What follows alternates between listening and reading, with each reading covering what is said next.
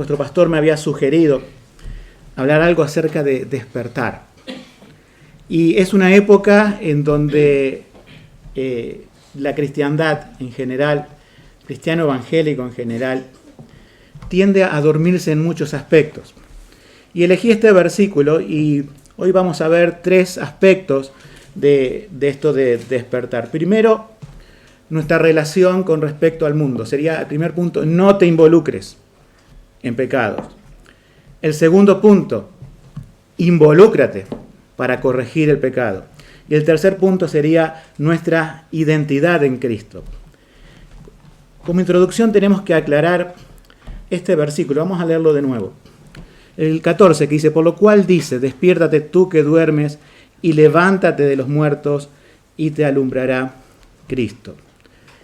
Es una aclaración más que nada porque no es que hay una diferencia textual entre las Biblias aquí, pero sí muchos comentaristas y muchas Biblias traducen diferente. Entonces en español tenemos que hacer una aclaración. Está mucho más claro en inglés. Cuando dice, por lo cual dice, ¿quién dice? Nos preguntamos. ¿Y qué está citando realmente Pablo al escribir a los Efesios? ¿Quién es el que está diciendo, despierta tú que duermes? Primeramente la aclaración es teológica. Sabemos que si hay alguien que está muerto, no se le puede decir al muerto, despiértate. En nuestra teología reformada sabemos que sin la regeneración estamos muertos en nuestros delitos y pecados. Por lo tanto, muchas personas, iglesias y pastores toman este versículo que no creen en la doctrina reformada, pensando que la persona puede tener la capacidad por sí mismo, su libre albedrío intacto para decir al muerto, sí, yo voy a resucitar a la vida y voy a levantarme. Bueno, eso no es posible. Por lo tanto, este versículo está en otro contexto. Uno dice, ¿en cuál contexto está? ¿Está en el contexto de una persona que no es creyente o está en el contexto de personas que son creyentes? La respuesta es, está en el contexto de las personas que son creyentes. Aquí dice, por lo cual dice, ¿sí? Digo que esto es más claro en inglés porque ellos tienen un pronombre allí. Tienen el él, ¿sí? Es Dios que dice. Las versiones modernas y las interpretaciones modernas de este pasaje dicen que es de manera impersonal, es decir, se dice. Nosotros cuando hemos revisado la Biblia, cada vez que encontramos el se dice, lo encontramos en voz pasiva en griego. Y acá es inequívocamente esta tercera persona del singular que decir él dice. Es decir, Dios esto lo ha dicho. Obviamente, no con las palabras de Pablo porque está nombrando a Cristo. Lo tuvo que haber dicho en el Antiguo Testamento. Entonces, las dos posiciones que hay respecto a esto, por eso quería hacer la aclaración, es que algunos dicen que esto era un himno cristiano, era una canción cristiana del primer siglo, y Pablo lo incluye aquí. Pero desde las traducciones de la Reforma, todas han ido con la tercera persona del singular, diciendo, él dice. Y el antecedente, que no lo hemos leído, pero los invito después en sus casas a ver, desde el principio del capítulo, el antecedente es Dios. O sea, Dios tiene que haber dicho esto. Y la interpretación reformada y clásica nos lleva, y les invito a buscar, para ponernos en contexto, como introducción, Isaías 61. Isaías 61 supuestamente es la primer parte del pasaje que Pablo está citando aquí. O sea, nosotros no creemos, o por lo menos la mayoría de los comentaristas reformados, he consultado a John Gill sobre esto, y decía, es Dios quien dice, y se está citando Isaías 61. Y ahí vamos a entender, como introducción, el contexto que nos pone este pasaje. Dice así, levántate, resplandece, porque ha venido tu luz y la gloria de Jehová ha amanecido sobre ti. Si uno sigue leyendo y desarrollando todo el capítulo de Isaías 60, Dios le está hablando a Israel. ¿Y qué le está diciendo a Israel? Le está diciendo que él cumpla la misión por la cual Dios ha escogido a Israel, que era para resplandecer para hacer luz a las naciones y que las demás naciones de alrededor puedan conocer verdaderamente quién es el verdadero Dios, o sea, Jehová. Israel, a lo largo de la historia, como vosotros sabéis, la mayoría de las veces no ha cumplido esa misión. En algún momento sí ha sido fiel al Señor y ha puesto su nombre en alto, pero la mayoría de las veces vemos a Israel deshonrando el nombre del Señor y siendo como un reloj para tomar la hora de referencia a las demás naciones acerca de quién es el verdadero Dios. Muchas veces el mundo circundante, o sea, las naciones alrededor de Israel, veían a Israel y decían de Israel, este es el pueblo de Dios, ese que abrió el mar rojo y pasaron en seco y los libró de los egipcios. ¿Realmente este es el pueblo? Bueno, a lo largo de la historia vemos que Israel ha fallado en su testimonio de representar a Dios. Pero ahora estamos en la iglesia, ¿sí? En el Nuevo Testamento, en el Nuevo Pacto, y la pregunta es la misma. ¿Representamos verdaderamente a Dios, a Cristo en este mundo, de tal manera que la gente que nos rodea puede decir de nosotros realmente allí un hombre o una mujer que tiene el nombre de Cristo en alto? ¿O simplemente, como la cristiandad mayoritaria en nuestros días, que tiene el nombre de cristiano, pero en el mundo la gente no puede diferenciar su vida de la de otros que no son cristianos? Este es el desafío que tenemos esta mañana con la palabra del Señor, y lo vamos a ver en esas 3 etapas que dijimos. Quería hacer esta introducción para decir, bueno, cada predicador cuando se planta con este versículo tiene que decidir, bueno, ¿cómo lo aplico? ¿Lo aplico a creyentes o está hablando de incrédulos? Como ustedes ven, el contexto del versículo 7 viene hablando de creyentes, y no podía ser de otra manera el versículo 14. Y creemos, y esto, hermanos, estudienlo en casa, que es una cita completada por el apóstol Pablo de Isaías 61. Habiendo dicho esto, vamos al primer punto. Entonces, yo tengo mi bosquejo, perdón, en mi móvil, ¿sí? Porque no, por lo general traigo tablet, pero no lo he traído en este viaje. Entonces tengo que ver los puntos que he anotado desde aquí. Vamos entonces al primer punto de involúcrate. O sea, nuestro deber de redarguir las obras, no te involucres, nuestro deber de no involucrarnos con las obras de las tinieblas. Vamos a ir secuencialmente en cómo hemos leído el versículo. Dice versículo 7, no seáis pues partícipes con ellos. Hay toda una introducción que no hemos leído, pero que es parte del capítulo, que se nombra diversos pecados. De todos los que os podréis imaginar, se nombra al principio. Y aquí viene la cuestión, podemos decir, de no involucramiento de los creyentes. O sea, vivimos en una sociedad que nos presiona con el pecado. Pero si nosotros recordamos cómo es la característica del pecado desde la caída en el Edén, el pecado tiene una particularidad. El pecado tiende, es como una ley, parece, ¿no?, que hay, tiende a diseminarse, tiende a expandirse, tiende a contagiarse. Creo que de contagios sabemos muchos en el último tiempo. Alguien ha estornudado en China y alguien en Argentina ha contraído gripe, ¿verdad? O lo que sea. ¿Cómo puede pasar? Bueno, los virus se multiplican, los viajes lo acentúan, y así el pecado tiene casi como la característica de un virus. O sea, no se queda en un solo huésped, no se queda en una persona. Tiende a expandirse y a contagiar a otros. ¿Podría haber hecho esto Eva? Haber comido del árbol del conocimiento del bien y del mal y haber dicho, no, me he pecado contra Dios y por favor, Adán, no comas. Sino que fue lo que pasó. Comió y se lo ofreció a Adán. Y así esa tendencia se caracteriza en todos los pecados.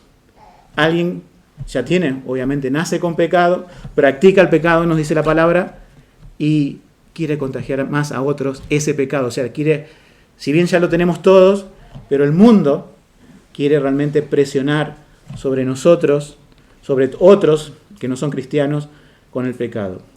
Nosotros puedo nombrar acerca de 3 presiones que tenemos para justamente contaminarnos, y nosotros tenemos que decir, bueno, tenemos que evitar esto. Tenemos por un lado, hermanos, la presión cultural, o sea, la presión de la época. Aquí hay gente de diferentes edades. Algunos estarán en la escuela, otros estarán en los trabajos y en diferentes ámbitos, y siempre van a recibir de parte de sus compañeros esta presión cultural de imitarlos a ellos. Muchas veces los que están en la escuela sabemos que hay una palabra que el mundo usa y es una palabra inglesa, pero lo incorporan al español, que es el bullying. Cuando alguien no se adapta a sus costumbres o forma de ser, lo desplazan. ¿Y qué les parece que pasará con los cristianos? Aún en el trabajo, aquellos empleados que, si bien pueden ser estupendos trabajadores, pueden obedecer a sus jefes, pueden hacer el mejor trabajo, pero si no se adaptan al pecado de sus compañeros o incluso de sus jefes, ¿qué es lo que sucede? Te tienen como alguien raro y te tratan de excluir. La pregunta es, ¿qué hacemos con esa presión? Se dice que los jóvenes quieren encajar en la sociedad mucho, pero también creo que le pasa a los adultos. La pregunta es, ¿uno cede ante eso? La Biblia nos dice, no te involucres, no seáis partícipes o participantes con ellos. Y constantemente en nuestro diario vivir, el mundo nos está como midiendo distancia, ¿sí? A ver, ¿cuánto puedes acercarte a mí? Si sabe que somos cristianos, muchas veces nos hacen la vida imposible. Aún en las escuelas, seguramente como pasa en Argentina, pasará aquí, en el resto del mundo, cuando alguien se dice que es cristiano, ya es el motivo para dejarlo solo. Por lo cual sería preocupante que cualquiera de nosotros pudiera estar bien en el colegio, en la escuela o en el trabajo, sin ningún tipo de conflicto interpersonal, sin ningún roce con ningún compañero. Uno diría, pero qué bien os lleváis. Pero quizás ese es un problema. Porque cuando sostienes el nombre de Cristo, cuando sostienes la santidad de Dios, es imposible, hermanos, llevarse bien con el mundo. Por lo tanto, sería una señal de alarma llevarse bien. Pero llevarse mal, en el sentido de que nos desplacen, discriminen o se burlen de nosotros, esa sería la constante bíblica. ¿Por qué? Porque estamos haciendo lo que dice el versículo. No estamos participando con ellos, no somos partícipes con ellos. Entonces allí la presión del mundo va a estar y de la cultura, de la sociedad, pero debemos decir no. Hay otra clase de presión, la presión del materialismo. O sea, el mundo nos quiere hacer participantes en su materialismo. Todos tenemos que trabajar, ¿verdad? Es un mandato bíblico. Es el mandato cultural que viene desde la creación, los primeros capítulos de Génesis. Pero Dios ha dado el trabajo como un complemento a nuestra vida. Pero ¿acaso no veis que el mundo, muchos viven para trabajar? Muchos viven para progresar. Bueno, algunos dirán, pero es que no queda otra. Si uno no trabaja, no llegamos a fin de mes, etc. Bien, pero hay también, o sea, entiendo esa problemática, pero nos dice Eclesiastés que es preferible, y yo siempre estos versículos se los doy a personas jóvenes que están comenzando una carrera y que van a trabajar, es preferible tener un puño lleno con descanso que los 2 puños llenos y llenos de fatiga y trabajo. Es decir, trabajaste para que te alcanza para vivir. Bien, ¿por qué llenarse los 2 puños y vivir para trabajar? El materialismo de este mundo es siempre una persona de éxito, es la que tiene los 2 puños llenos. ¿Sí? No es la que tiene uno solo. Porque ellos no tienen otra vida porque ellos no tienen un Dios con mayúscula, tienen un Dios con mayúscula que se llama dinero, que en el Nuevo Testamento la versión antigua traducía como Mamón, el Dios del dinero, y ellos sirven a ese Dios. Y están en una espiral que los lleva siempre a vivir para las cosas materiales. Hermanos, esto puede arrastrarnos a veces. Esta forma de pensar, esta forma de decir, alcanzo logros, pero que en detrimento de no tener ni siquiera tiempo para servir al Señor, tiempo para mi vida espiritual. O sea, si todo nuestro tiempo se lo lleva al mundo, estamos siendo partícipes con ellos. Estamos siendo parte de esa vorágine que lo único que importa es progresar, estar cada vez mejor, comprar mejores cosas, porque ellos no tienen otra meta, pero nosotros tenemos otra meta. Nosotros tenemos una meta superior. Tenemos al Señor y debemos vivir para Él y debemos servirlo a Él. Alguien dijo una vez que si tú dices no tengo tiempo para servir al Señor, todos tenemos ese día de 24 horas. Solamente lo utilizamos de manera diferente. O lo utilizamos para nosotros o lo utilizamos para el Señor. Trabajamos y cumplimos la tarea o estudiamos y hacemos lo que tenemos que hacer, perfecto. Pero no más allá de eso, porque más allá de eso estamos siendo partícipes con este mundo, donde ellos solamente tienen tiempo para sí mismos. Nosotros, todo nuestro tiempo es del Señor, y si trabajamos lo hacemos cumpliendo su voluntad, pero no viviendo una vida netamente materialista. Entonces, como vimos, hay dos presiones, la cultural, la material, y hay una tercera presión, hay una tercera característica, diría yo, que es el relativismo moral. ¿Qué es el relativismo moral? En el cual el mundo te quiere hacer partícipe de su pecado. Es que no definen nada, es decir, lo que es malo no le dicen malo, y lo que es bueno no le dicen bueno. A veces hasta lo invierten, a lo malo llaman bueno y a lo bueno malo. Pero también la tendencia es decir, no lo sé. ¿Esto es malo? No lo sé. Hazlo, no es tan malo, o no sabemos si es malo. O sea, todo lo que la Biblia nos muestra a través de la ley, y si bien el mundo siempre fue enemigo de Dios, pero también el apóstol Pablo nos dice que muchas veces las personas traen como esa ley dentro y son ley en sí mismos, pero la secularización de este tiempo hace que la voz de la conciencia que diga esto está mal, aunque no lean la Biblia, las personas del mundo apagan esa luz, esa conciencia, mejor dicho, esa voz de la conciencia, y dice, ya no sabemos qué está bien y qué está mal. Entonces hacen, practican y dicen muchas cosas. Y nos van a instar a nosotros, los cristianos, para decir, ¿y por qué no haces esto? ¿Y por qué en tu negocio o en tu trabajo no haces esto si después de todo no está mal y es algo, sabemos que no ético o no bíblico? Entonces, en este mundo relativo, ¿qué es lo que se necesita? La luz de la palabra del Señor. ¿Quién la puede traer? Solamente nosotros, los cristianos. Entonces, la Biblia nos dice, no participes. Y el mundo, con su sociedad, con su cultura, con su relativismo y con su materialismo, quiere decirte, participa, sé igual que nosotros. Israel sufrió esa presión. Ellos tenían un único rey que era Dios. Y alguien dijo, ay, ¿por qué no podemos ser como los demás pueblos que tienen reyes?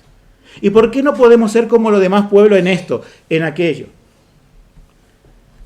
Israel en algún momento se hizo partícipe de los gentiles, en su estilo de vida, en su forma de ver la vida, en su cosmovisión. Y es allí cuando deja de representar a Dios. Y no puede iluminar a nadie. Pero Dios, por medio del profeta Isaías, le decía en el Antiguo Testamento, despiértate, resplandece, levántate, resplandece. Y es el mandato para la iglesia también. En medio de un mundo que quiere apagar la luz, nos invita hoy la palabra del Señor a cada uno de nosotros a decir, en lo individual, levántate, resplandece. Como iglesia local, levántate y resplandece. Los versículos que siguen nos dan algunos datos que son importantes para esto y aclaraciones. Versículo 8 dice, porque en otro tiempo erais tinieblas, mas ahora sois luz en el Señor. Dice, andad como hijos de luz. No dice, el apóstol Pablo está diciendo una obviedad. No vivan como antes. Si bien está hablando a creyentes, y debemos recordar que los creyentes hemos nacido de nuevo, hemos muerto al mundo para vivir para Dios. Pero el apóstol Pablo le dice a los efesios, no se involucren y recuerden esto. Antes estaban con esos pensamientos. Entonces debemos detenernos aquí y examinarnos siempre, todos los días, ¿no? Y pensar cuánto de la antigua vida todavía esas costumbres, esa forma de pensar y esa forma de ver la vida está en nosotros. Puede haber aquí creyentes nuevos, puede ser que hayas conocido al Señor hace meses o algunos años, y esa presión del mundo, estás teniendo o empezando a tener herramientas para defenderte, pero eres nuevo en la fe, y yo te digo que compara que tu antigua vida, la forma que tenías antes de pensar, ya no va más. Ahora, tu mente debe ser regida por la palabra de Dios. Cuando la Biblia dice que tenemos la mente de Cristo, no es esa cuestión automática de que sabemos todas las cosas de Cristo, sino que tenemos la forma de pensar en el sentido que nos acercamos a la Escritura, nos acercamos a la palabra, donde están las palabras de Cristo, y nuestra vida empieza a vivir de acuerdo a esos principios. Ahora, si conoces al Señor desde hace muchos años, no eres nuevo en la fe, pero está la presión del mundo. Y quizás también puede habernos pasado de que aquellas cosas que derribamos, que no las hicimos más, que dijimos, las dejamos de lado, las comenzamos a construir de nuevo. Lo cual el Señor nos recuerda, no te involucres, eres una nueva persona en Cristo, ¿sí? En otro tiempo erais tinieblas, pero ahora sois luz. El versículo 9 dice, porque el fruto del Espíritu es bondad y justicia y verdad. Antes no teníamos el Espíritu. Antes, en nuestra muerte espiritual, estamos en una tumba oscura, donde no discerníamos las cosas que estaban mal, no sabíamos lo que era el pecado, pero alguien nos predicó, vino la palabra del Señor, y el Espíritu cambió nuestros corazones, nos regeneró.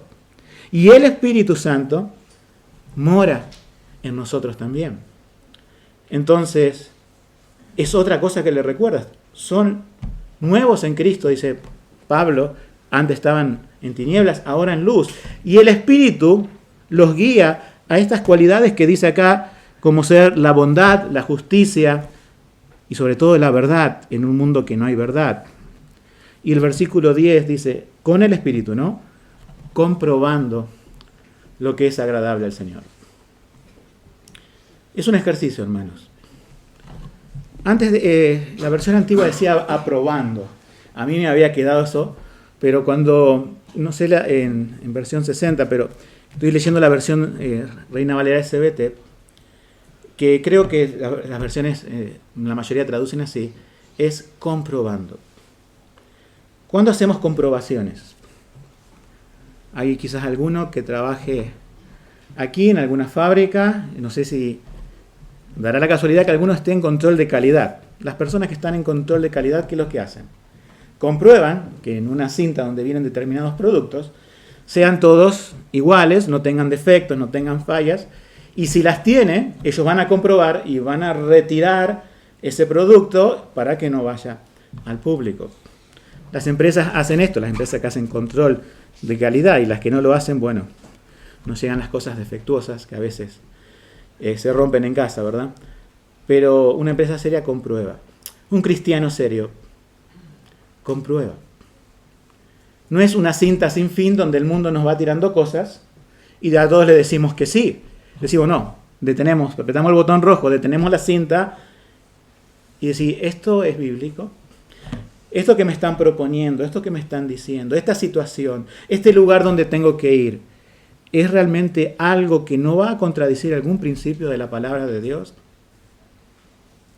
Porque si no hacemos eso, vamos a ser partícipes con el mundo. Entonces dice, comprobando lo que es agradable al Señor, o sea, lo que es de acuerdo a su voluntad. Vamos a pasar al segundo punto.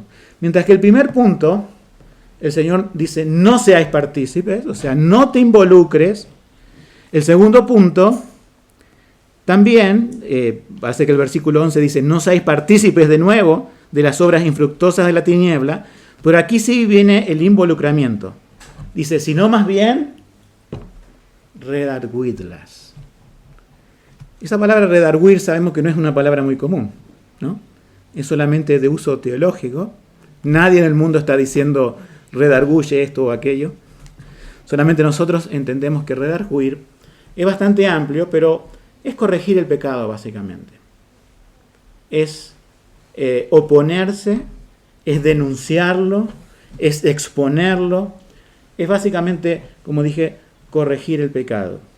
Entonces, ahí tenemos que prestar atención a este segundo punto. Mientras que el primer punto es no te involucres, y yo creo que gran parte de la iglesia del siglo XX y parte del XXI ha entendido esto de no involucrarse, pero se ha quedado solamente con eso. Hay una parte de la cristiandad que se precia de ser fiel, diciendo nosotros no somos iglesias que estén predicando del dinero, la prosperidad o cosas por el estilo. Somos fieles y no nos involucramos con nada del pecado. Eso es bueno. Pero ¿en qué te estás involucrando en cuanto a denunciar el pecado y a la evangelización de tu ciudad, del mundo, etcétera? O sea, hay una parte del cristianismo que creo que también ha fallado en esto.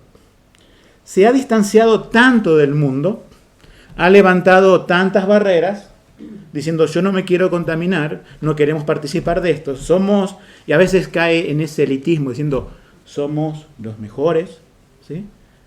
Que nos hemos distanciado tanto del mundo que no le predicamos al mundo, que no influimos, no somos ni la luz del mundo ni la sal de la tierra, como nos dice la palabra. Sabemos que hay una secta que ha entendido esto a su extrema potencia, diciendo los Amish, ¿no es cierto?, que se van fuera de las ciudades. No sé si aquí en España hay, pero en América Latina hay comunidades donde viven en pueblos apartados, diciendo nosotros no queremos mezclarnos con el mundo. Y obviamente uno sabe de los problemas de esas comunidades, que tienen más problemas que las ciudades. ¿Por qué? Porque el pecado está dentro. Es lo que sale del hombre lo que contamina al hombre, dice Jesús, no lo que entra. Pero llevado a ese ejemplo extremo, donde estos pueblos se apartan, quizás nosotros podamos tener una tendencia así, viviendo aún en una ciudad cosmopolita como es Madrid, pero apartándonos de tal manera que no estamos influyendo. O sea que no nos involucramos con el mundo, eso está bien, ponemos el sello, ¿sí? Está muy bien. Pero tampoco nos involucramos en corregir el pecado y mostrar la luz del Evangelio, que eso está mal. Debemos involucrarnos. Entonces, en esta parte, si bien el apóstol Pablo vuelve como a repetir el mismo versículo que hemos comenzado, el 7, porque usa la misma palabra, no seáis partícipes de las obras infructuosas, que no tienen fruto, de las tinieblas, sino más bien redarguidla. Y ahí viene el involucramiento. Entonces, en este segundo punto, tenemos que saber que no basta con dar un buen testimonio. Muchas personas me preguntan, ¿estás evangelizando? ¿Estás hablando a otros de Cristo? En mi trabajo saben que soy cristiano. Sí, pero eso no basta. En la escuela saben que soy cristiano. Bien, te identifican. ¿Y qué más? ¿Cuál es la última conversación que has tenido con un compañero de clase, con un compañero de trabajo, con alguien en forma casual. Ah, eso no. Bueno, la palabra de Dios nos dice no involucrarnos con el pecado, pero sí involucrarnos en llevar el testimonio de Cristo. Cuando la Biblia, si bien es otro pasaje y sería otro mensaje, nos habla de ser sal y luz, ninguna sal sabemos que puede condimentar ninguna comida, sazonar ninguna comida, si está puesta en la alacena, si está puesta, estoy dando todos los sinónimos, no sé cómo se dice aquí, en una repisa y cerrada, sino que la pongo en la mesa y voy poniendo en cada comida. O sea, si la sal está cerrada, claro, nunca le entra humedad. No hay peor cosa que condimentar con la sal cuando no sale, ¿verdad? Pero es ser para ser usada. O sea, el Señor nos llama a no involucrarnos con el pecado, pero sí a involucrarnos en ser sal y luz, es decir, en compartir el Evangelio. Hay otra cosa que, hablando del cristianismo en general evangélico, mundial, diría yo, ustedes saben que hay muchas iglesias, muchos predicadores y pastores que están pensando en agradar a las personas, ¿sí? O sea, cuando predican, ellos están pensando, no quiero decir nada que los ofenda, no quiero decir nada que los incomode, y es así que gran parte del siglo XX y en el que vamos, del XXI, millones de iglesias realmente, y es triste, no denuncian el pecado, no le ponen la etiqueta. No hay una membresía identificable porque no corrigen el pecado en su iglesia y tampoco denuncian el pecado en el mundo.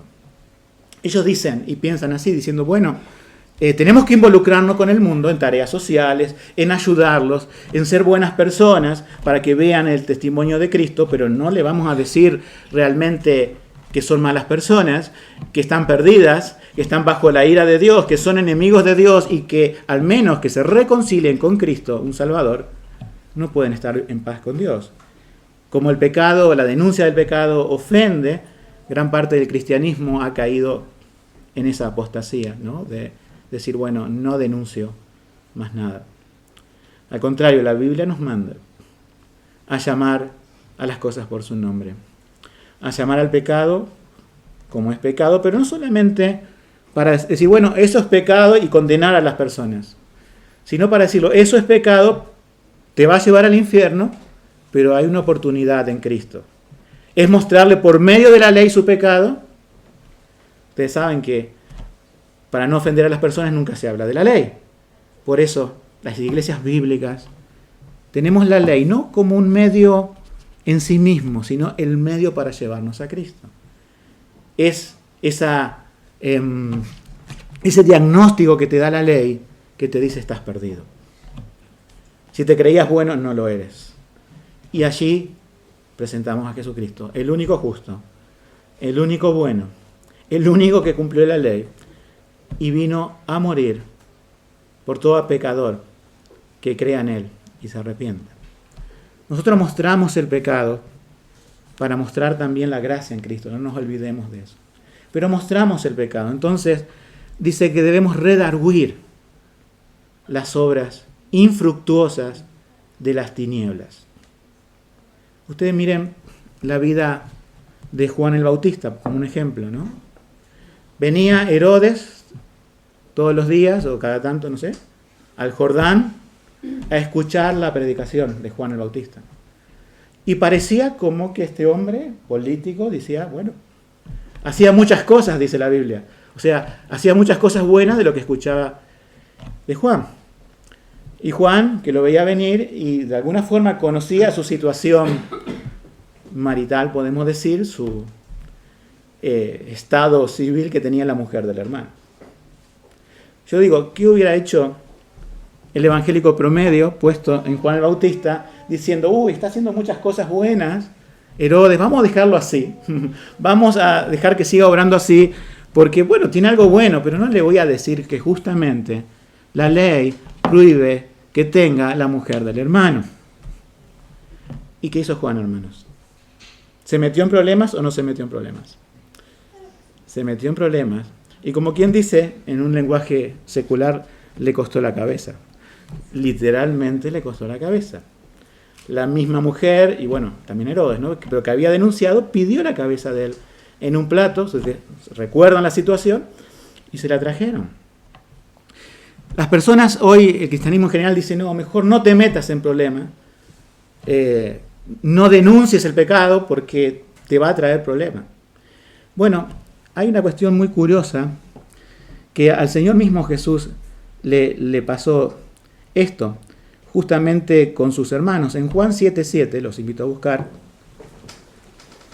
el contexto es este. El contexto es que vienen los hermanos de sangre de Jesús, que dice la Biblia que ni aún creían en Él. Y fíjense, el mismo Señor Jesús, esta tentación no vino de Satanás directamente, sino de sus hermanos que le decían, no hagas estas cosas en oculto, no hagas estos milagros, manifiéstate al mundo, sé famoso. Y Jesús le responde a sus hermanos, mire, el mundo no puede aborreceros a vosotros, mas a mí me aborrece, porque yo doy testimonio de él, que sus obras son malas. O sea, los hermanos de Jesús, uno diría, bueno, los hermanos de Jesús, los hermanos del Señor, tendrían que estar con Él, tendrían que ir donde Él va, tendrían que sufrir las mismas cosas que le podrían pasar a Jesús, y tendrían que tener de ellos, a los hermanos de Jesús, la misma opinión que tenían de Jesús. Pero no es así. Los hermanos, no dice la Biblia, si ustedes después buscan, ni siquiera creían en Él, en ese momento por lo menos, lo sabemos después. Pero el mundo no los aborrecía. Dice, el mundo no los aborrece, o no los aborrece a vosotros. Dice, pero a mí sí me aborrece. ¿Y cuál es la razón? La razón es que vosotros no decís nada, pero yo sí les digo al mundo quiénes son, y les digo su pecado. Si estas palabras las llevamos al cristianismo, entre comillas, de nuestra época, y no decimos que las dijo Jesús, esa es una persona falta de amor, dirían. Es una persona que no está bien. Es mejor la posición de los hermanos, sin saber que es Jesús, ¿no? Un hipotético estoy hablando. Dirían, es mejor la otra posición. Pero la posición es esta. Esto ocurrió en realidad. Los hermanos tenían buena opinión de la gente porque ellos no creían en Jesús y porque no denunciaban el pecado. Y Jesús tenía, por supuesto, buena opinión de aquellos que en verdad lo seguían y eran sus discípulos, pero tenía mala opinión de la mayoría de la gente que amaba su pecado y Jesús se lo señalaba. Entonces nos damos cuenta cómo Juan el Bautista, por supuesto, pero Jesús, el Hijo de Dios, que vino al mundo, Él vino a dar testimonio de que sus obras eran malas. Alguien dijo que si hablas las palabras de Jesús y vives como Jesús, te va a pasar lo mismo que Jesús. Vas a tener gente queriéndote matar. Ahora, si no eres así, eres como los hermanos de Jesús, va a estar todo bien. Pero es mejor tomar la cruz, seguir a Jesús y llevar, como dice la Escritura, su vituperio, porque estamos en la senda estrecha, en el camino angosto, y vamos camino al Señor, y no estamos en el camino ancho que lleva a la perdición, en el que van todos, y gran parte de la población evangélica nominal, porque no ha creído en el Señor, pero nosotros debemos ser verdaderamente cristianos. También, antes de pasar al tercer punto, quería decir que creo que un autor dijo que en el siglo XX es el siglo donde más se ha hablado del Espíritu Santo. Ustedes saben, por las corrientes carismáticas. Se ha escrito libros.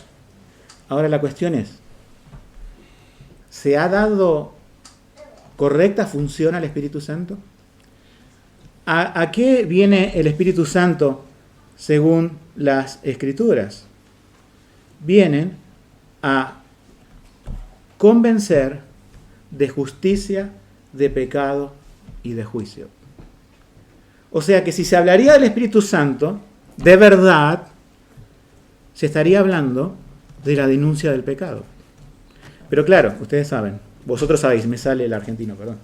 Vosotros sabéis que el Espíritu Santo, que la teología falsa del Espíritu Santo del siglo XX es relacionar al Espíritu Santo simplemente con milagros y sanidades, y nunca con su función principal, que es de llevar a los pecadores al arrepentimiento hacia Jesucristo.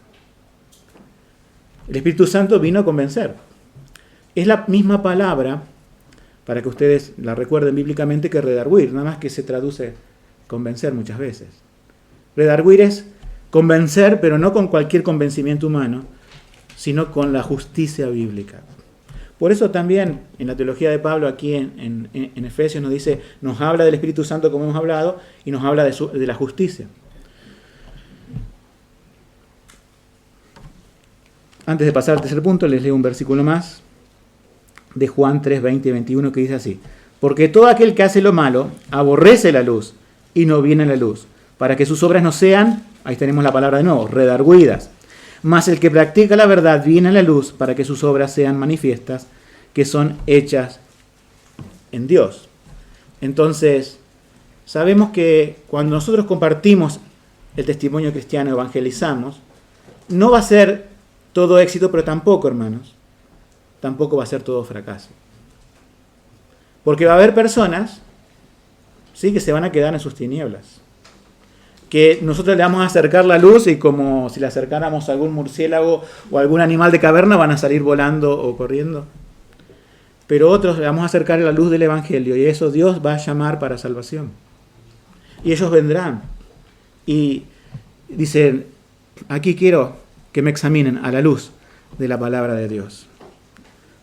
A veces compruebo como pastor, tristemente, ¿no?, en personas que vienen a la iglesia, que vienen a los cultos, que está todo bien, que a veces vienen de otros lugares y le acercamos la luz y salen por la puerta, ¿verdad? Claro, porque nunca se los confrontó en otro lado, nunca se les dijo la verdad de sus pecados. Pasa que salen corriendo. Pero otros, y con esto me quedo, ¿no?, le acercamos la luz de la palabra, le dice: eres un pecador, pero en Jesucristo está la salvación. Y dicen: esto era lo que estaba buscando, alguien que me diga la verdad de quién soy. Y la Biblia lo dice. Los que Dios escogió y llamó van a acceder a acercarse a la luz. Y nosotros tenemos que predicar con esa confianza. No todos van a salir corriendo ante la luz, sino que van a estar muchos viniendo a los pies del Señor. Vamos al tercer y último punto.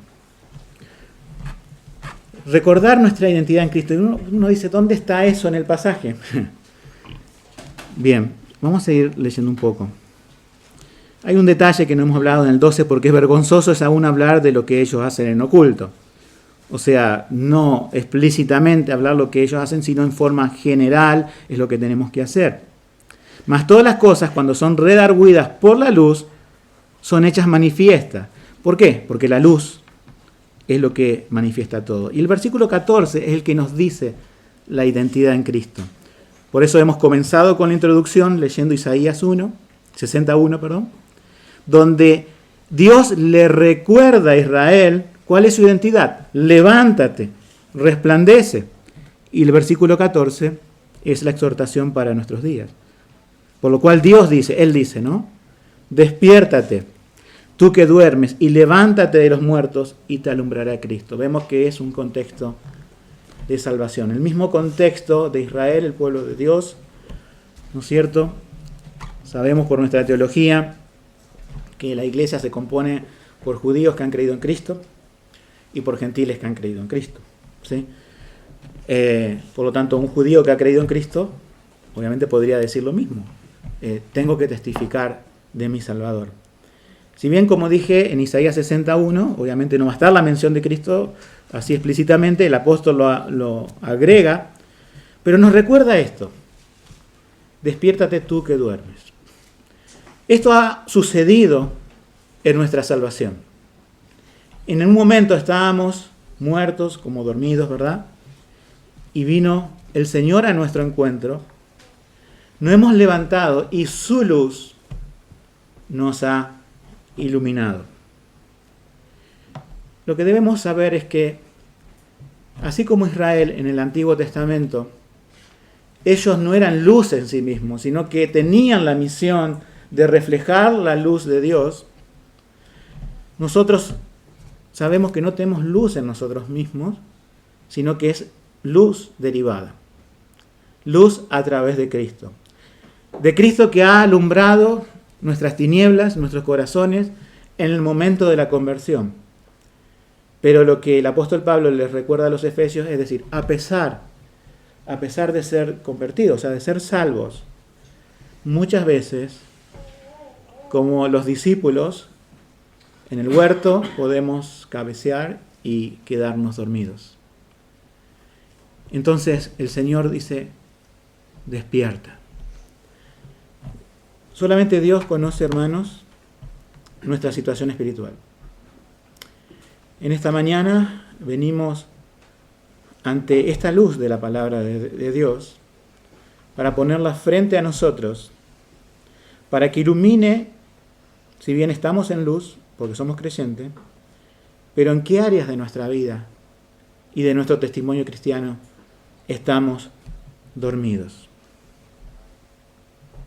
Hace muy poco se recordó, o la mayoría de las iglesias reformadas recuerdan, ¿no?, el mundo cristiano en general, este 31 de octubre, donde se recuerda el día de la Reforma protestante. Sabemos que la Reforma no fue Lutero, que la Reforma no fue Calvino, que la Reforma no fue ninguno de esos reformadores en sí mismo, sino que la Reforma fue específicamente por la palabra de Dios que ellos predicaron, que ellos tradujeron, que ellos diseminaron por toda Europa. Sabemos que en un momento Lutero dijo, no soy yo el que está causando revolución espiritual, ¿no es cierto?, en otros países, mientras yo estoy sentado aquí con mis amigos, ¿sí?, sino que es la palabra de Dios. Lo que él dijo, lo dijo en base a lo que creía del Evangelio. Y la palabra de Dios se abrió paso. Entonces, nosotros tenemos que recordar que si nuestra identidad en Cristo es que tenemos esta luz reflejada, también tenemos esta luz derivada, que es la palabra de Dios, la cual la misma Biblia dice, lámpara es, el salmista dice, lámpara es a mis pies tu palabra y lumbrera a mi camino. Entonces, en esta mañana que podamos ver esto en nuestras vidas, diciendo, bien, ¿cuán partícipe soy de las obras, con las obras de las tinieblas? ¿En qué me he involucrado? Si el Señor en esta mañana por medio de su palabra nos dice, esto no es de acuerdo a mi voluntad, bueno, ¿qué es lo que tenemos que hacer? Dejarlo. Apartarnos. ¿Sí? El otro punto de exhortación era, bien, quizás podemos estar apartándonos de muchos pecados, pero nuestro testimonio es muy débil, quizás. Nuestra influencia en la predicación del Evangelio está muy tibia, lo cual el tercer punto nos dice, levántate, resplandece, como Isaías 61. Ya tenemos la luz de Cristo y que podamos tenerla aún más. Vamos a concluir con un versículo más que refuerza todo lo que vimos en este mensaje y vamos a buscarlo en 1 Tesalonicenses 5 y 6. Capítulo 5 de 1 Tesalonicenses, versículo 5 y 6. Es nuevamente el apóstol Pablo, que en todas sus cartas, si bien habla a diferentes iglesias, habla a la iglesia del Señor. Hay toda una unidad de pensamiento. Y es recurrente, Pablo, en esto de luz y tinieblas. Luz y tinieblas. Y aquí a los tesalonicenses les dice, porque todos vosotros sois hijos de luz e hijos del día. No somos de la noche ni de las tinieblas. Y aquí viene la exhortación, doble, ¿no? Esta mañana. Por tanto, no durmamos como los demás, sino velemos y seamos sobrios. Hermanos,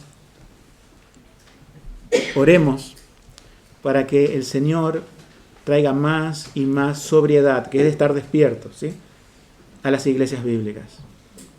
Aquí en España, en Latinoamérica, en el continente europeo, que se levanten más y más iglesias bíblicas, que despierten. Y las que ya están fundadas, las que ya están varios años como esta y también la nuestra, allí en Rosario, que el Señor haga esta obra nuevamente, como hizo en Israel, de que su iglesia se despierte para testificar del Señor, se despierte para evangelizar a los perdidos, no solamente con su testimonio, sino que también con su voz. Vamos a orar.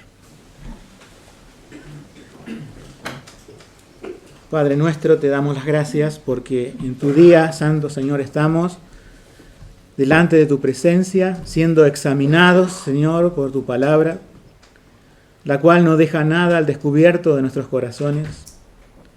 Señor, queremos presentarnos delante de ti, también confesando nuestros pecados, Señor, de que muchas veces somos partícipes con este mundo. Te pedimos perdón, Señor, en las veces que no hemos dejado arrastrar por la conducta, por el dicho o por las circunstancias, Señor, que nos plantea este mundo. También, Señor, queremos en esta mañana presentarnos delante de ti, porque en sí mismo no tenemos la fuerza para levantarnos ni resplandecer por nuestros propios medios, sino que dependemos, Padre, del poder de tu palabra y de tu Espíritu. Señor, queremos, como iglesia tuya, poder levantarnos y resplandecer. No queremos, Señor, caer en la falla de Israel, que en su momento no brilló, no representó tu nombre, Padre, sino que queremos todo lo contrario, queremos representar dignamente el Evangelio que no solamente está en nuestra boca, en nuestro corazón, sino también en nuestros hechos. Así, Señor, nos ponemos en tus manos para que nos ayudes y nos recuerdes, Señor, en esta mañana, quiénes somos en tu Hijo Jesucristo. Te agradecemos y lo pedimos en el nombre de tu Hijo Jesús. Amén.